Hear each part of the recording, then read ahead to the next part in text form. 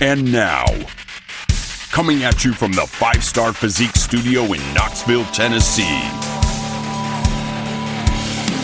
this is The Drop Set. With your host, Darren Starr.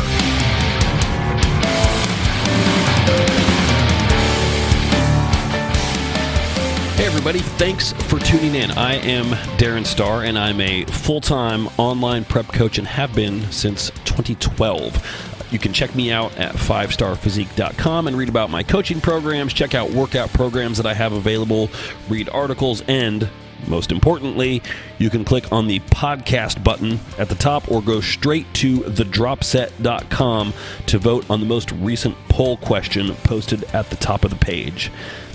It is really kind of hard to believe that I've been doing this since December of 2016. But here we are, we're over 200 episodes in and we're still kicking. It's crazy stuff. Now this show thrives on and exists only because of you, the listener. So I thank you for being here and also encourage you to contribute your questions and discussion topics. You can email me at darren@5starfitness.com. Or, more easily, click on contact from 5starphysique.com and submit your question in the form. You can also find me on social media at Darren_Star on Instagram is probably the best way to go there. Please also give a rating, like, thumbs up, review, or whatever is appropriate for whatever platform you're listening to this on. And please share the episodes you like and tag me in your posts. I appreciate it tremendously, and it helps us here reach a bigger audience, which makes it more likely that I can nab higher profile guests for future interviews. So, with that being said, let's get on with it. Hey everybody, what's up? Welcome to episode 214 of The Drop Set. Darren Starr here. Thank you. Appreciate you joining me. As always, trying a little bit of a different camera angle here.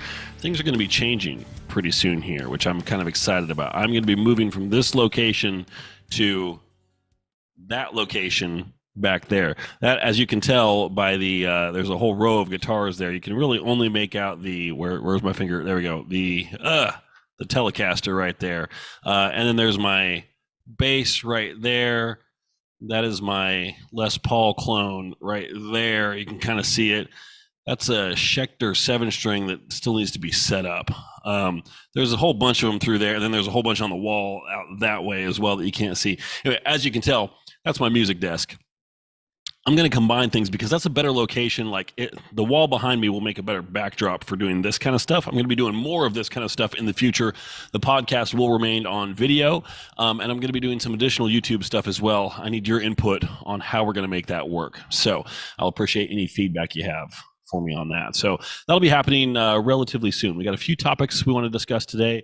Right out of the gate, some of you, some eagle-eyed listeners and viewers out there, might have noticed that episode 213 is gone. I deliberately pulled that down. There were some edits that I wanted to make to it after the fact. So if you heard it, you might know why, but you might not. You might not. I'm going to be deliberately vague about it, but nonetheless, I'll be making those edits and getting a good chunk of that back online at some point here. So the topics discussed therein will continue to be discussed here today and going forward as well. So first thing coming right out of the gate, there's three things that I want to talk about here. And if you saw the artwork for this, you know what they are. So I've already spoiled myself there. The first thing I'd like to talk about is a continuation of judging stuff. So for those of you who are not really tuned in for the competition side of things, bear with me on this. I'm not going to go into a great amount of detail on this. I just want to go over a litany of complaints that I have and trying to address some of those and basically air some grievances and put it out there on the record and put people on notice. Like, what's going on is simply not good enough. NPC, I'm talking to you. Now, also, once again, I will just continue to say this probably with every podcast going forward. The NPC announced that they were forming a competition committee in the wake of the Washington Post scandal aimed at, ostensibly to fix a lot of the, underlying structural problems in their organization. There's been absolutely no mention of that since that initial announcement, which was limited and did not even go out to everybody who's an NPC member. They went and sent it out to one of their lists.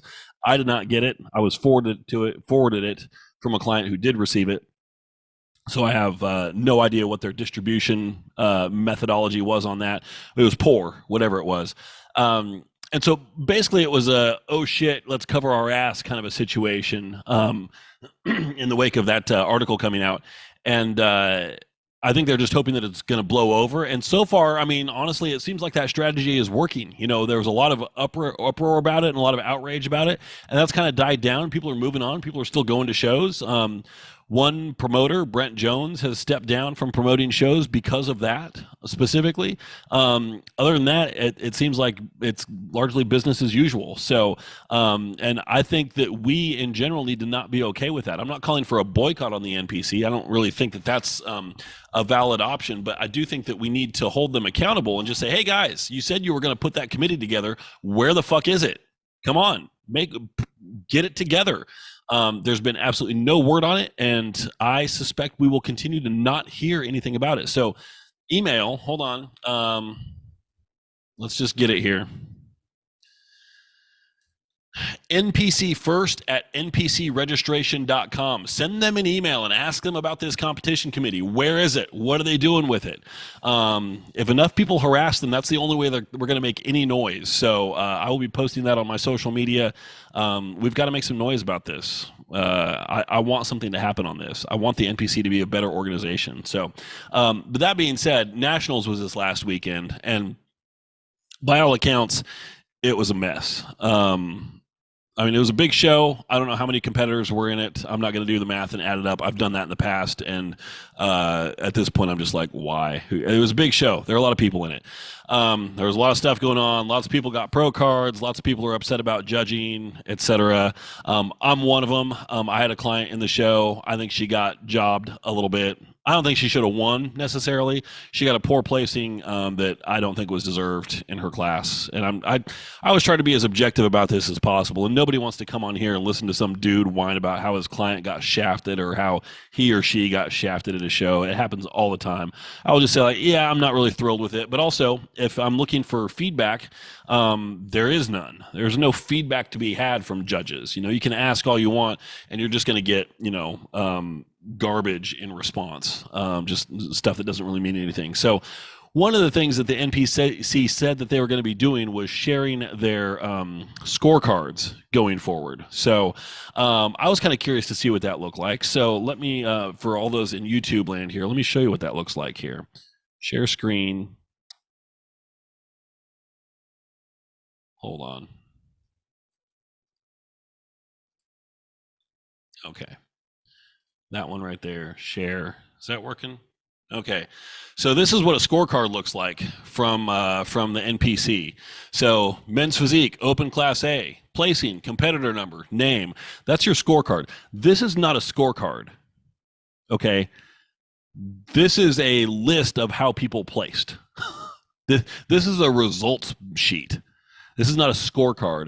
A scorecard, if you look at pro shows, will have a column for, instead of like right here where you've got placing, usually placing is over on the far right. So you'll have a column that says like judge 1, 2, 3, 4, however many judges there are, and how each judge ranked Stefan and Kirk and Carter and Eric, etc. So you can say like, okay, it was a unanimous first place choice, or ooh, so and so had judge 4. We don't know who Judge 4 is. They're never named on the scoring sheets.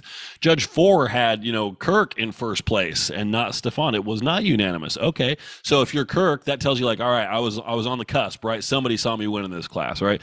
Still is super vague and not really all that helpful because there's not often a lot of disagreement in the judges. Like more often than not, you'll see unanimous first, unanimous second, unanimous third place choices. But there's none of the transparency that I want to see on a score sheet. Again, this is not a score sheet. This is a results sheet. This tells you absolutely nothing. The only thing that you will learn from this is typically at a show, if you're not in the top 5, you don't necessarily know where you finish until the results are posted online. That's still the case here. But in my case with the show that I did last year, it took me like a week and a half before I found out how I placed because they didn't post a score sheet, but the results eventually were posted on NPC News Online with photos and everything, and I could see how I placed then. So it took like a week and a half because I wasn't in the top 5. So this is like, all this does is it tells you what you probably already know or you're gonna find out ahead of schedule, just because they were on it. And again, I don't know if we're gonna see score sheets like this for other shows, but this was supposedly like their one big move towards transparency. You can see here, okay, we had the IFBB scorecards. What else do we have? IFBB. So this is really the only NPC show that has scorecards posted so far. I would like to see more of it just because it's a sign that they're going to do something. Instead, I fear that it's a nationals only kind of thing. So again, there's absolutely zero transparency added to the process. There's no value added to doing that whatsoever. You might as well just not. Guys, if that's your token attempt to give us some additional transparency, just stop with yourselves. Okay, that is worthless. It is beyond worthless. Okay, we don't want that. No, what I want to see is, as I've talked about before, how people are related in terms of conditioning. How do people score there? How do people score in terms of size? How do people score in terms of symmetry, presentation, that kind of stuff? Have a scoring rubric in place. Tell us what it is. Tell us what's important for each category. Until that happens, all this is bullshit. This is worthless. So, yes, NPC, you need critics, okay? I'm your best friend here. I'm telling you how to make yourselves better, okay? It's just up to you to implement it. I'm not saying that all of my ideas are necessarily the best ideas. I think they are. I'm a little biased. I get that. But they are ideas. You got to take some of these and run with them because what you're doing now is not working. By the way, y'all might have noticed him in the background there. Look at Taz out of his cone. Hey, buddy. How you doing? Taz went to the vet yesterday to get his cone removed post eye surgery. Everything looks good, and he's out of the cone. He's starting to taper down some of his meds. So thank goodness, because that was getting to be quite a schedule to manage, like 45 eye drops a day, et cetera. It's just like, oh man, it was a pain. So anyway, NPC, you can do better. We need you to do better. You are the biggest organization in the industry, and as such, expectations are high. And we need you to step up and do a better job than what you're doing here. This, frankly, is amateurish. I get that you're an amateur organization, but this is not what you're capable of. So let's do better. Let's do better, guys. Come on. Next up, kind of unrelated, but there's a guy I found on Instagram lately, which, you know, I'm in the business of self-promotion as much as anybody else, right? But I'm going to give this guy a shout out because he's doing what I would say is the Lord's work. He's a character and a half. He is the guy known as Goob. If you're familiar with Goob, you know who I'm talking about. So his Instagram handle is Goob_U 2.0. Or just 2. He has multiple accounts because he keeps getting suspended. And so he keeps creating backup accounts and he rolls into those accounts until his original one, which is Goob, that's GOOB_U2, like the band U2. I don't know where that name comes from. I forget what the guy's name is. I think his name is Dan something. I don't know why he goes by Goob. I'm sure there's a story there. I don't care. So this guy, he's built a little cottage industry here of exposing bullshit bodybuilders, male and female, largely who edit their shit and post photoshopped photos in social media, including taking their stage photos and photoshopping those and posting those on social media. And I got to tell you, it's shocking how prevalent this is. And you learn a couple of things in watching this. And so you got to follow him just because, I mean, it's very gossipy. It's very, what would be the word, prurient, I guess. It's very entertaining though.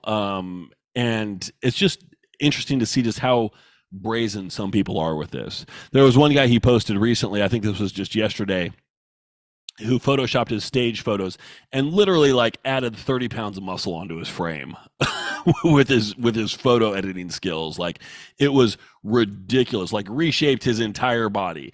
He was already in good shape beforehand, but he looked like an Olympian after these edits. It was nuts. But women are always, adjusting their quad sweep, making their booty pop out a little bit more, pulling their waist in. Every trick in the book, he's onto them all. He has techniques that he uses where he demonstrates. He'll show you like, here's the original, here's the edited version. He does that a lot with stage photos because the unedited ones are online. And so you can find those and compare those to the ones that people post on social media. So he spends a good amount of time and effort and resources into exposing these people. And he actually did he held the Goobies last night, which is his influencer award show. And I did not watch it. I might go and purchase the stream and watch it after the fact if I get bored. Where he actually refers to them as shitfluencers. So basically the dregs of the influencer community, and hands out awards for I don't know what necessarily, but they're awards that I don't think you want to get. But it's fascinating. Like the thing that I think is most interesting about this is the people that he tends to call out. And I mean, he finds stuff and people point out other people to him, and then he'll start digging in and doing some research, and then he'll post a video expose on it. It's like, here's what we got, people, check this out. Very matter of fact. He's very much a no bullshitter to the point of kind of being a dick about it, but I grant him a bit of slack because it's a lot of work that he puts into it. He is also a coach. I don't know how the fuck he finds time to do any coaching, because if I was putting these videos together, I wouldn't have time to do anything else. But maybe he's just more efficient than me. So the thing that really shocks me about this is the people that are editing their pics tend to look incredible in their pics before editing them, but they're not good enough. So they have to raise the standard even more for some reason. And it's just incredibly, I mean, it's just a level of insecurity that I can't even imagine. So I just need to go on record right now.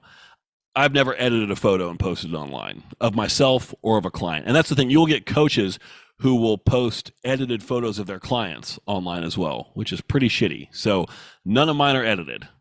I've never edited a damn thing except for maybe applying a filter on myself, just because I can't stand the way I look a lot of times. And it's like, ooh, let's bring the detail down there a little bit, or let's go a little higher contrast to try and see if I can, look a little sharper than that. But he's talking about like, hey, grabbing this and reshaping this and that here and there. And I mean, stuff that you can't easily do in photo editing apps, but it's very easy to do in Photoshop with a dodge tool or a warp tool, something like that. So it's pretty elaborate what these people will do, and the tools that he has at his disposal to show what people are doing. Nothing elaborate or anything like that, but it's pretty cool just to see how blatant it is. Like, oh, yep, look at the background. Look at the background of the photo. If you have things like, if you look at me right here, where am I? Like, if I was posing in front of this, and here's this door frame right here, right? Notice how that's supposed to be a straight line? Most door frames are. If you find a door frame that has a crooked line in it, that photo's been edited. And sometimes it's kind of subtle, like, I don't know, is it? And so he will superimpose like parallel lines on screen where you can see, yep, this part here, this is straight, and this part over here is warped, so this has been edited. And like he knows about metadata on files, so if somebody stands by their assertion that, no, I didn't Photoshop this, even though it's clear that they did, he'll just say, well, send me the raw image, and I'll check and see, and he can see what app it's been saved by, and if it's not from the camera itself, then that's a really good sign that it's been edited. So fascinating to go and watch him.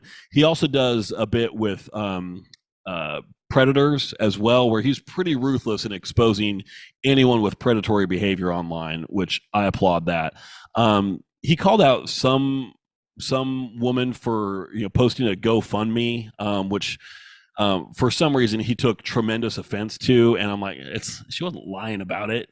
It's like, I think it's dumb when competitors post GoFundMes for competitive expenses, just because it's a luxury, it's a hobby. You don't need people to fund your hobby. right? But if you want to do that, fine, that's on you. I think it's dumb and shitty, but whatever. Anyway, he went hard on this one woman who did that. I didn't find that terribly appropriate, but whatever. That same woman also, the thing that I took from his expose on her above all else is that she is sponsored, that woman is, by Golden Corral. Like, what? Like the buffet restaurant chain, Golden Corral, is sponsoring a bodybuilder for some reason. I don't get that at all. That makes zero sense. So anyway, worth a follow. But the main reason I bring all this up is, first of all, go follow Goob, just because it's good for shits and giggles. It really is. It's pretty. I always kind of get excited whenever he posts a new one, and he's got something new like more days than not. It's remarkable, the rate at which he turns stuff out. I'm envious, because I have trouble just doing the day-to-day shit that I've got to do. He also called out a buddy of mine.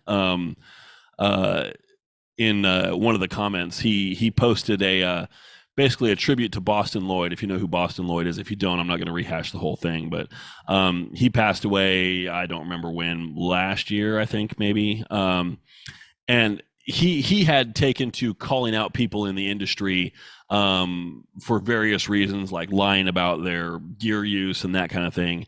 And so he made a post where it's like, a lot of what I do is in tribute to the work that Boston was doing before he passed away. And so I'm kind of carrying on that torch. And a buddy of mine commented about, why would you try to carry on the torch of a piece of shit like Boston, who lied about this and blah, blah, blah, and died and left a family behind, blah, blah, blah. And I'm like, dude, pick your battle. This is not the time or the place. He didn't get the memo, and so he got roasted. He was not editing photos, but he got called out for his dickish behavior, which was appropriate because it was out of line. So anyway, give him a follow. The main reason that I bring that up, though, is for anybody who plays the comparison game online, when you're looking at photos of you versus everybody else, you've got to understand that it's not always a fair comparison. And it's not that they're necessarily better than you. Oftentimes that's the case. That's the case with me a lot. A lot of people that I compare myself to, way better than me. But also, it's like they're not always real photos. And this just is, it's illuminating just who is editing their photos, like top level, Olympia level athletes. And the thing is, like, it's all going to show up on stage. And he posted one from, I should go back and find out what it was, but some kid who competed in his first show up in New York, I think it was, like the NPC Northeast, something like that. And he was just blowing up social media beforehand, because in his photos, he just looked crazy. Like his photos of him deep in prep going into the show looked nuts. I mean, the kid looked great. He's... I don't know if he's 19, 20. He's a young kid. But he looked great. He was really getting talked up. And he showed up on stage, and he looked okay, but he didn't look like the same human being in his photos. And so then there was this whole thing about like, oh, my peak week was terrible. My coach dropped the ball, blah, blah, blah. I didn't, I ended up, I was binge eating and then throwing up and on peak week. And it's like, what a head case. But also, like, very clearly he was editing some photos. And the point that Goob made on that post is, if you're a competitor, we're going to see you on stage. So, stop it. Stop editing your shit. I would also say that at this point, the filter culture has gotten to the point now where some of my clients, some of my friends, some people that I know, even some family members, etc., when they post stuff online or they post videos, etc., people that I've met in person, their photos, like their face looks nothing like them anymore, because they're just filtered all the time. And it's like, it's not just like it's making you look better or it's smoothing out your skin. It's changing the shape of your face. Like, I can't tell who the fuck this person is just by looking at their photo anymore. It's ridiculous. So I think the filter culture has gotten way out of hand. And then when you add Photoshop on top of that, it's ridiculous. So be you, people. That's the moral of the story. Be your goddamn self. and just be okay with that. And I'm talking to myself here as much as anybody else. I don't edit my stuff. Instead, I just decide not to post a lot of stuff because I'm not happy with how my pics look. That's my defense mechanism. I don't go for the edit button. I go for the do not post button, which I think we could all learn a lesson from that. So the other thing to talk about here would be a bunch of people ask me about this. Liver King. Do you know who the Liver King is? Man, this guy. We got to talk about this guy. So let's see. We're going to pull this guy up here. I'm going to do a screen share again for those who are following along at home. So where's this? Share screen. This one again. All right. Here we go. So this is the Liver King on Instagram, right? So now I am shocked here in that I'm for those of you who are listening to this only, you can't see what I'm looking at here. It's his Instagram page that pulled up, and I'm only seeing the first 3 posts that he has, and he's actually fully clothed in 2 of these. Now, these might be the only 2 posts that he's clothed in for his entire thing here. As we scroll down, he is shirtless pretty close to 100% of the time. And instantly, for me, that's a big hard no. That's a big hard no. It is the same thing that same strike I have against Athlean X, whatever his real name is, Jeff something, I think. Is like, learn how to wear a fucking shirt, dude. Like, you're a fitness influencer. I get it. You can still wear a fucking shirt. Okay, come on, give me a break. So this guy is just like captain of the dipshits right here.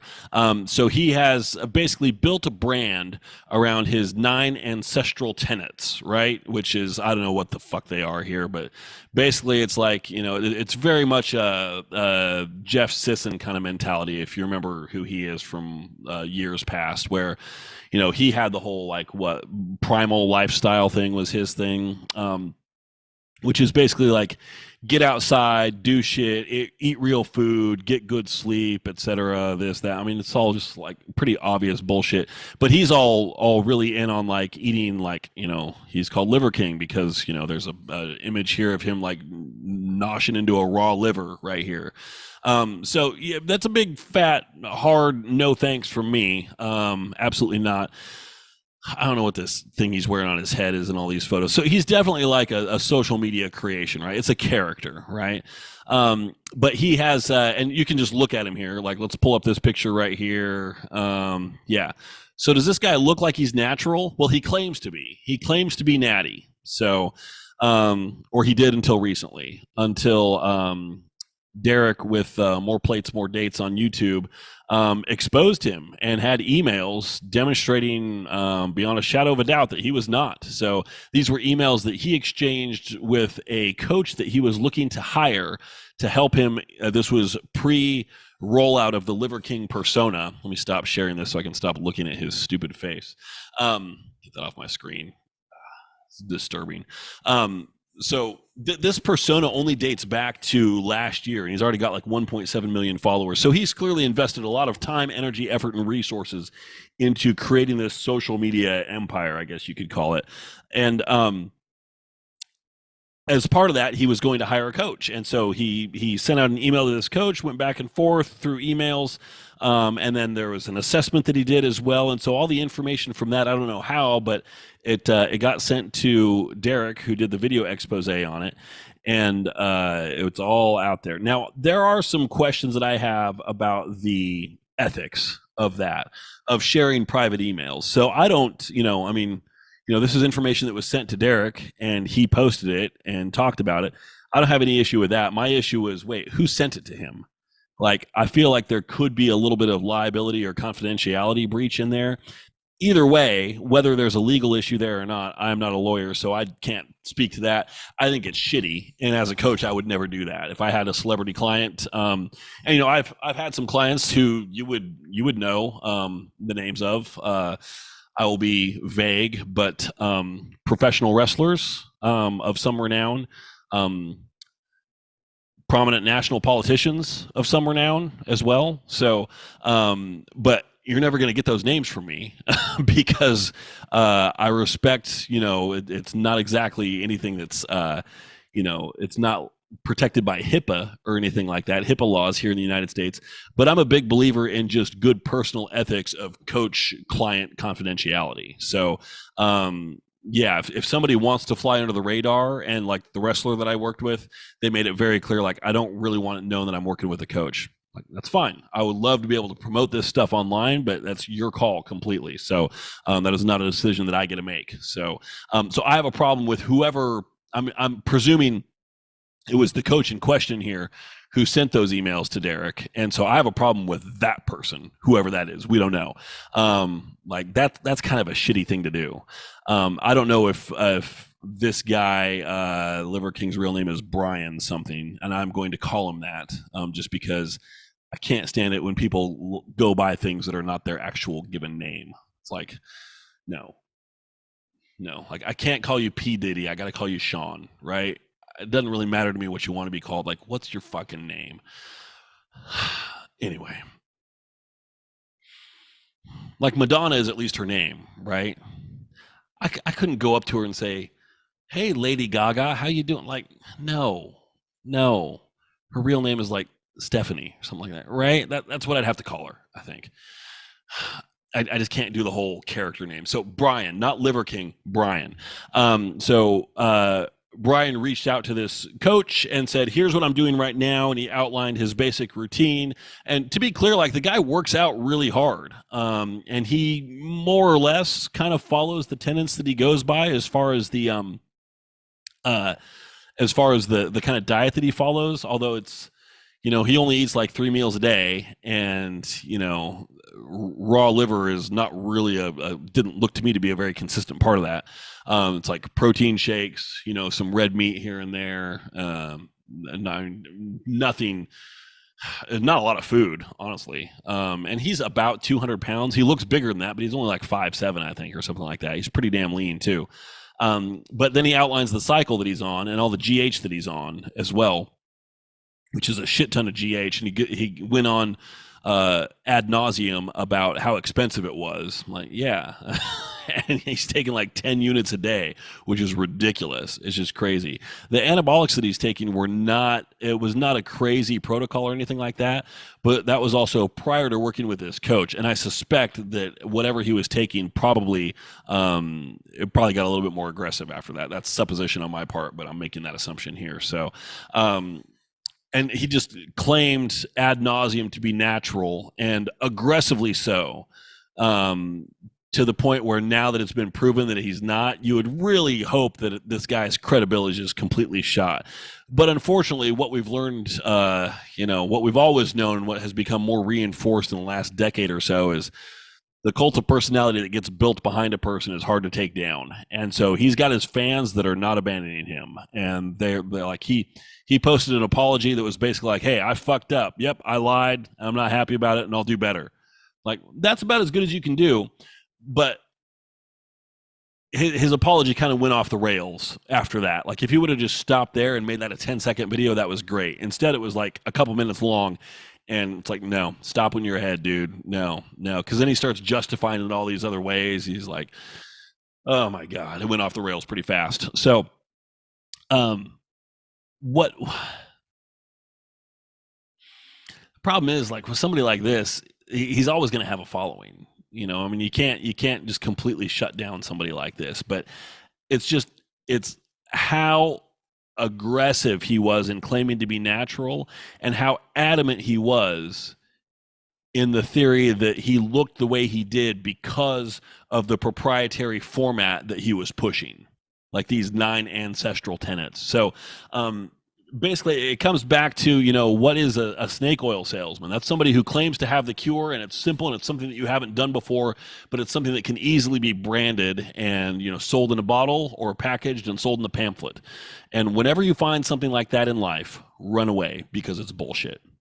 What I push to my clients who want to hire me is pretty much the opposite of that. And man, I wish there was a nice packaged way that I could offer and explain it to people. But basically it's like, yeah, the only way to really look like a badass is to work really hard, and there aren't any secrets, but you work really hard.